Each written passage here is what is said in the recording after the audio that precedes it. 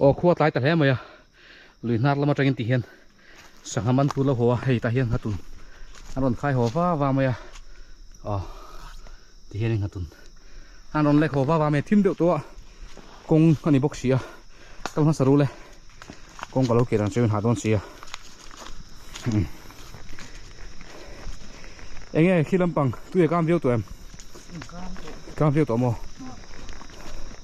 anh đi lệ hạt quên sang cầm paruka có hạt thác ôm về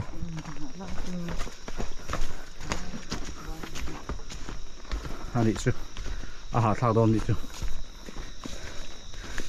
em ra về là cũng biết là hình man tổ đấy này càng sao kia gì rồi man tiếng tông em quyết trở cắt tiếng là bằng mò anh đi là sôm sari tiếng man tiếng tông em kia gì sôm sari borvel kia gì sôm sari borvel in man tổ ngã chuan in man lên bờ kia gì ra về cái gì kia gì sôm bẩn nhỉ anh sang hàng nghe hạt thèm canh liền mò cắt trâu đi anh thấy đó nó lấy một của mình thì làm ăn thầu à lia hiện tôi mong ăn tiết chân cả chuột nhìn tuy cam lúc tụi có chú vàng in lia tôi mong ăn tiết mò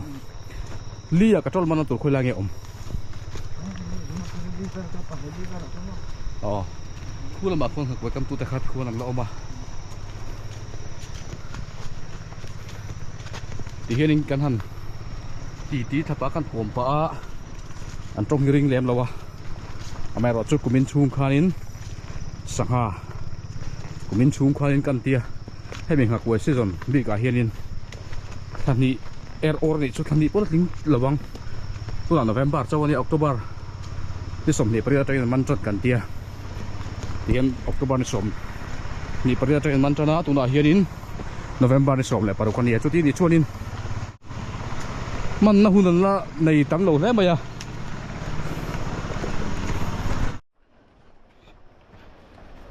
anh cao chắc khóc mấy cả ma mi đây ui gió năng vật vất thì anh cao này bây giờ ui gió căn tiếng chi khá mặt mỏ đây vào căn tiền đi à ui gió thì trong cam hi cảm giác hiếm em bằng chút một trong u bảo hết cho nên chia đẹp lâu à mà sẽ mà lại chuan anh thì về không lo gì là ui gió hẳn tiếng chi thế trong tua lên là mang chỉ nào để quên chút chút xíu cần mang về đi mang mỏ tắc ăn đi ăn cân lắm bằng mấy ăn hồ làm bộ ăn mang mỏ thì tôi là cân ngai à cái là hiện lì té lỗ má thì hiện là đua